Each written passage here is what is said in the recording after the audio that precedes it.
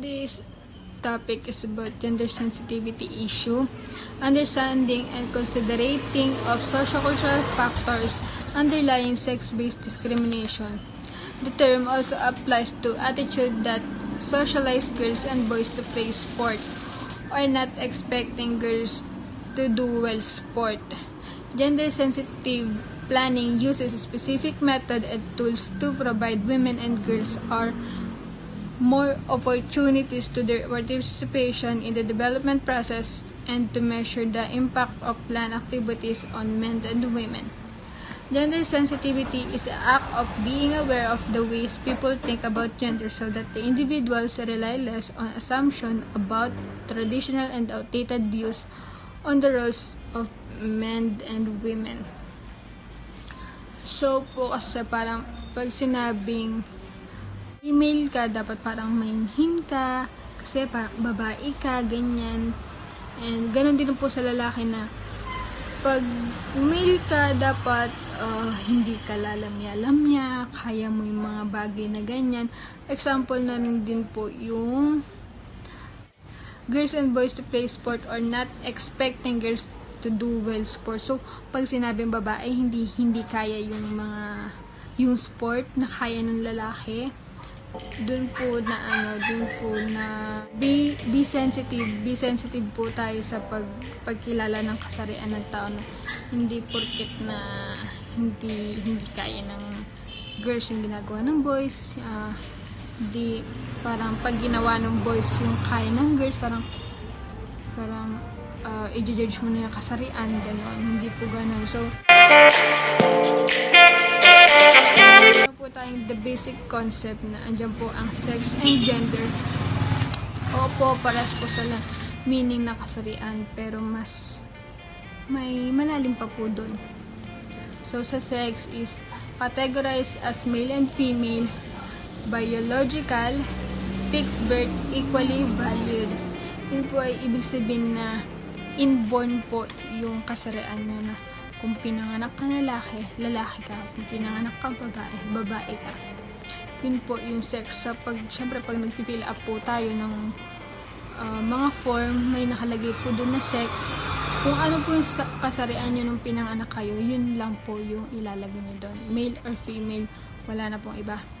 And yung gender, masculine and femininity, socially, culturally, and historically determined, learn through socialization, varies time and space. Sa gender po, nakapasok dyan ang LGBTQ. So, lesbian, bi, gay, and trans.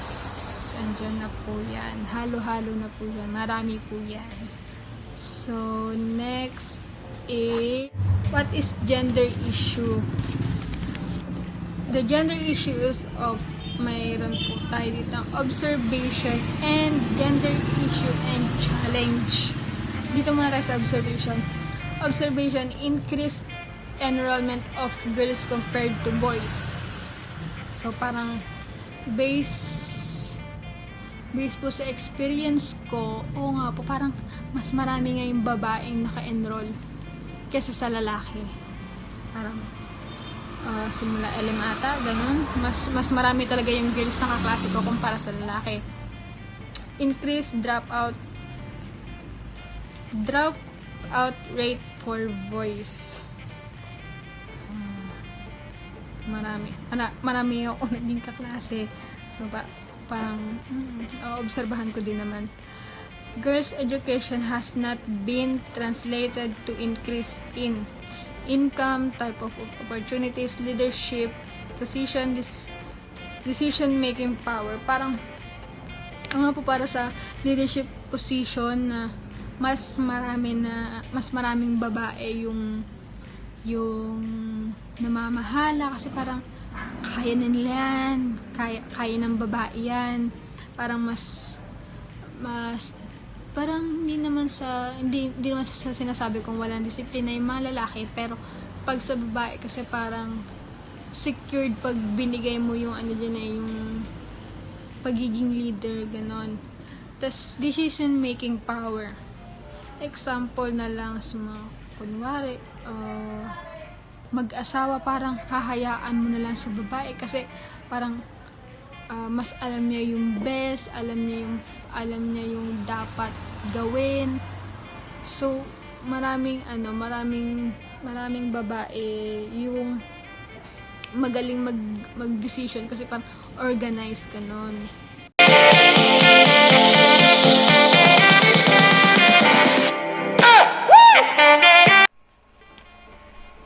A theory that biological differences between women and men dictate a difference in social role and personality, and that these differences reinforce the notion that men are superior and women are inferior. Alam naman po natin na malalakas sa mga lalaki. Kaya nilang gawin lahat ng mabibigat na trabaho. Pero, kaya rin naman po makipagsabayan ng mga babae. Hindi naman po lahat ng mga babae ay mahihina. Meron po mga babae na kaya makipagsabayan sa lakas na. Meron din po mga single mom, single dad na kayang gawin nila yung gawain na pambabae, gawain na mga panlalaki para sa kanilang anak. Kaya nilang gawin yun dahil gusto nilang may ipang raos sa kanilang mga anak o ipang gusto sa kanilang mga anak.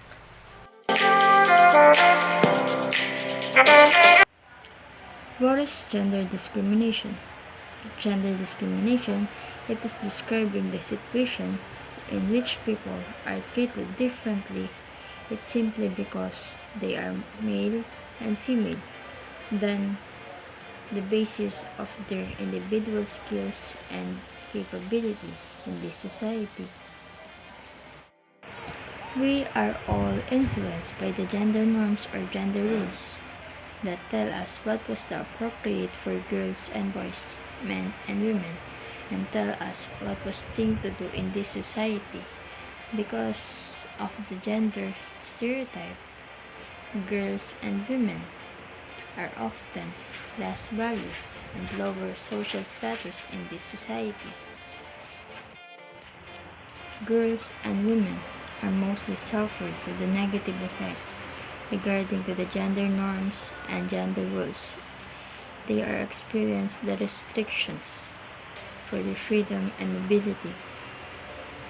They are also experiencing the epidemic levels of violence and harassment across the globe, and they get the fewer opportunities to choose their life, how to live. But boys and men suffer too because of the idea about what it means to force the boys and men to behave in very limited ways, which can harm them.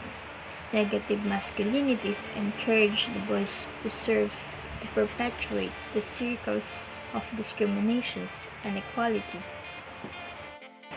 Sexism is a prejudice or discrimination that based on a person's sexuality or gender. Sexism can affect anyone, but primarily affect the women and girls. It is linked in stereotypes and gender roles. It may include the belief that one sexuality and gender intrinsically superior in one another. Extreme sexism fosters the sexual harassment, rape, and other forms of sexual violence. Sexual harassment is a legal term that refers to associated verbal or physical behavior of a sexual nature that includes any sexually motivated behavior that the perceptions find offensive. Women and girls can be victims of sexual harassment in their home, workplace, schools, and communities.